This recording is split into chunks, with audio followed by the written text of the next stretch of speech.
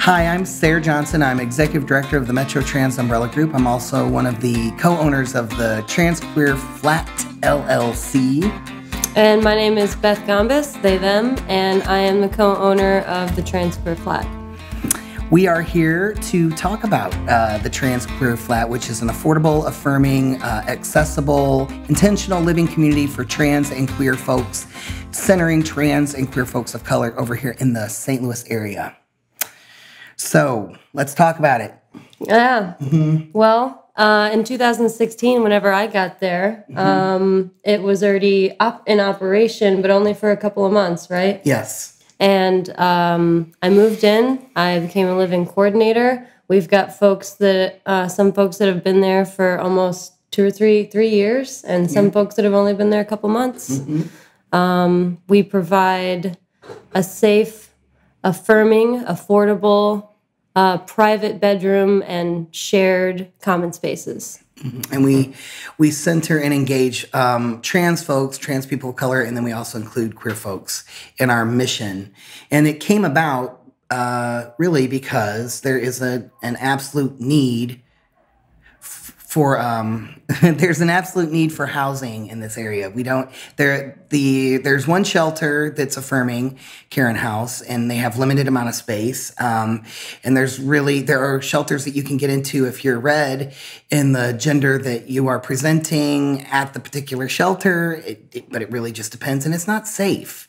And shelter models are not necessarily built to engage us and pull us forward and get us out of the situation to have us get to that self-actualization space. Absolutely. And that's on top of the fact that if you do have the money to get an apartment, that doesn't mean that you're necessarily going to be able to rent one. The state of Missouri doesn't have any protections for trans folks that are seeking employment or housing. So this model in particular, so as the owner, as the 99% owner, and Beth is 1% owner, what I did was used my good credit to buy an apartment in a city that has really affordable housing, and basically I rent it without making a profit. And so that's the model. It's sustainable, and it's possible. It's living in this city. That's one of the gifts of this city, is it's relatively inexpensive to live in this city. And if you combine it with some of the wraparound services that the Metro Trans Umbrella Group gets, just to be clear, the Trans Queer Flat is an LLC. Metro Trans Umbrella Group is a 501c3. 2 different organizations with a great deal of cross-pollination, but 2 different organizations. But anyway, the combination of the two lifts people up. Absolutely. Absolutely. When we bring people in at the Trans Queer Flat, they're provided with a bed, clean sheets, pillows, food, toilet paper, paper towels, and the kinds of things that they can come and get from the Metro Trans Umbrella Group are clothes and more toiletries and things to help them pass, like makeup or binders and things like that. So between the Trans Queer Flat and the Metro Trans Umbrella Group, we can really provide a significant amount of wraparound services in addition to them attending our support groups.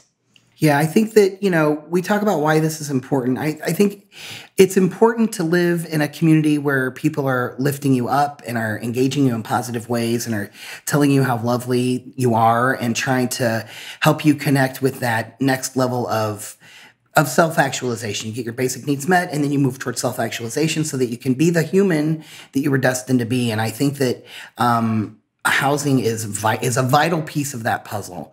We're taking people off the streets. We're taking them out of shelters where they don't feel safe and giving them a place where they feel like it's home. And the other folks that live there, sometimes, it's been a minute, but sometimes we have community meals where we'll cook a big meal and we'll all sit down and eat together. There's always the smoke break on the back porch, and just having that little sense of community is sometimes more than most people have had the opportunity for. For sure. It's been really amazing to watch some of the humans that have come into the house and launched. And what story sticks out to you? The story of, I'll just go by first letter T. T moved in to the flat out of their car. They were living in their car, and their car didn't always run either. They moved into the flat. I helped them get their car fixed so that their car was reliable.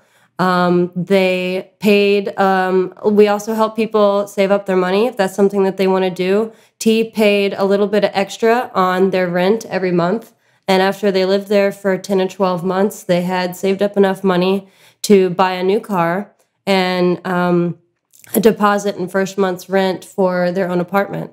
And so they got sober, they saved up money, and they got their own place, and they got a new car, and they got a better job. And that's what we're trying to help people do. Mm-hmm. And it was just like the poster success story that I love telling people. For sure. And there's been folks that have come and gone that, just maybe weren't ready to be in community with folks or not ready to make the huge changes that sometimes are required from going from homelessness to being in community and being housed. And that's always kind of tough. Yeah. And it just also, I think, feeds into that we need larger systems in place. I mean, we're doing some great work and it needs to be more, right? Mm-hmm, mm-hmm. And I think that as a city, as a community, we're going to try to work towards making that happen. Absolutely, absolutely. The transition of living in intentional community is really the system that we have in place at the flat. So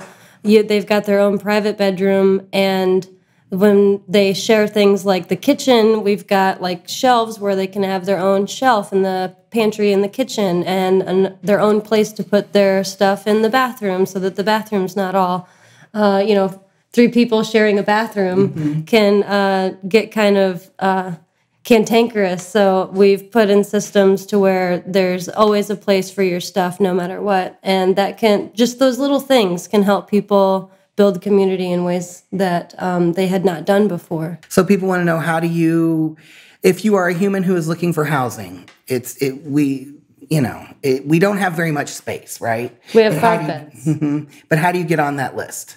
So if you want to get on the list, if you're in a housing crisis, we do have a wait list. So that whenever we have an opening, we will go through our wait list and contact everyone that might still be looking for a place. Mm-hmm. And if you want to be on that list, you can contact us on our Facebook page, transqueerflat, or you can email us transqueerflat@gmail.com.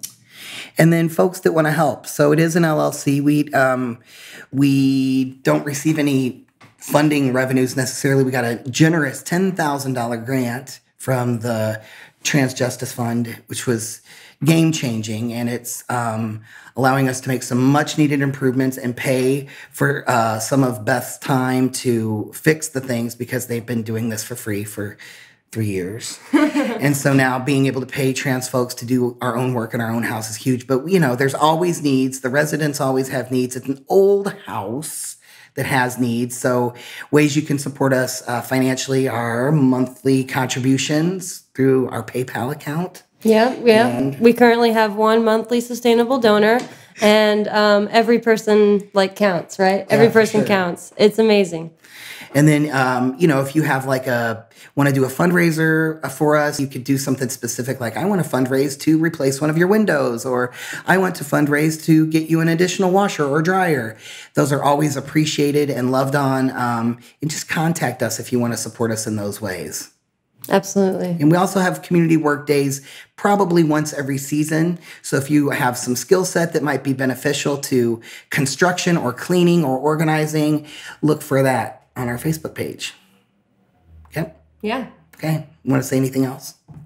I think that I want to thank the people that have already been involved so far, the people that have shown up for work days, the people that have given donations, the people that have done fundraisers. We have been making this work for 3 years now, and sometimes it's been close. So we've had some close times where we're like, we aren't sure how we're going to get out of this. And then the community or an individual comes through and we make it. Yeah. We make it. Yeah. And we just want to keep making it. Mm-hmm. Yeah. A shout out to Feed the People Garden Project also, who gives us a lot of food and loving them that way. So there's tons of ways to help us make it and to help us thrive. All right. Thanks, y'all.